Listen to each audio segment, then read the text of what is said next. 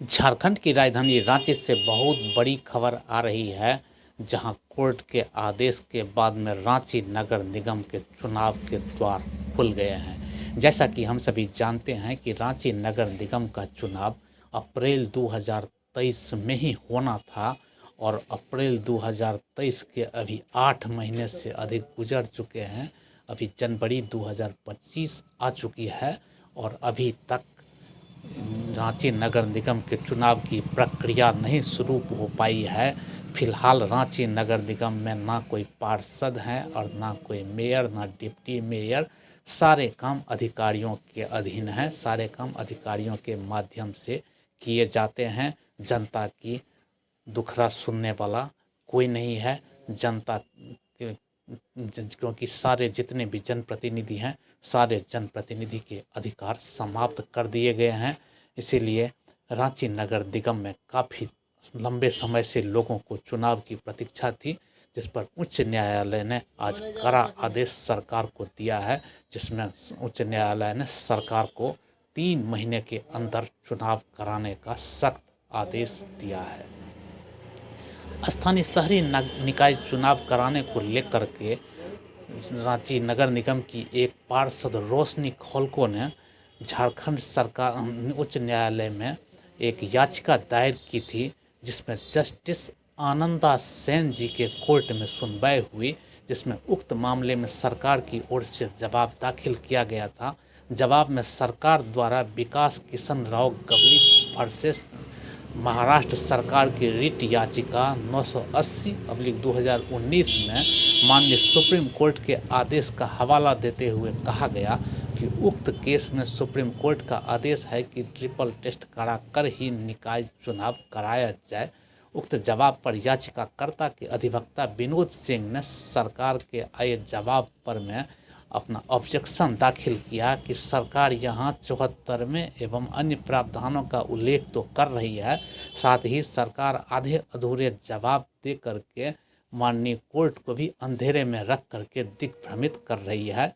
सरकार विकास किशन राव गवली वर्सेस महाराष्ट्र सरकार याचिका का जिक्र नहीं कर रही है, लेकिन सुरेश महाजन वर्सेस मध्य प्रदेश की रिट याचिका 278/2022 का भी जिक्र नहीं कर रही है और न ही अपने जवाब में इसको लाया है, क्योंकि उक्त केस में सुप्रीम कोर्ट ने स्पष्ट आदेश दिया हुआ है कि सरकार को ओबीसी आरक्षण ट्रिपल टेस्ट कराकर ही निकाय का चुनाव कराना है। लेकिन इसका मतलब यह कदापि नहीं होता है कि सरकार चुनाव कराए ही नहीं, क्योंकि किसी भी परिस्थिति में चुनाव नहीं कराना संविधान की मूल अवधारणा के खिलाफ है।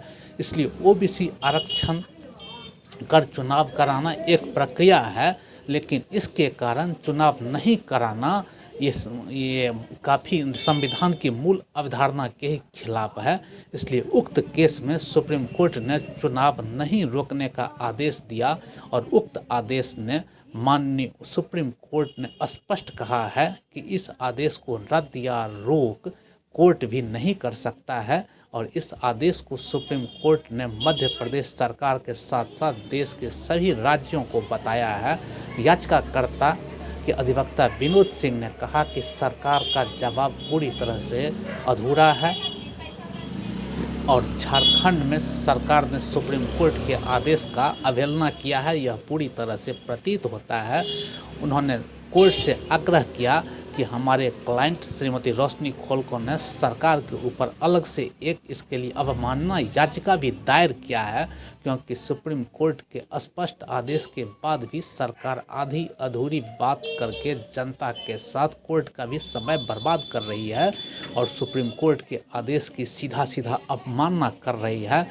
इन बातों पर में जस्टिस आनंद सेन ने याचिका को निष्पादित करते हुए कहा कि सरकार ने स्थानिक बैकग्राउंड संवैधानिक ब्रेकडाउन किया है, इसलिए कोर्ट सरकार को 3 हफ्ते के अंदर में चुनाव कराने का नोटिफिकेशन जारी करने का आदेश देती है।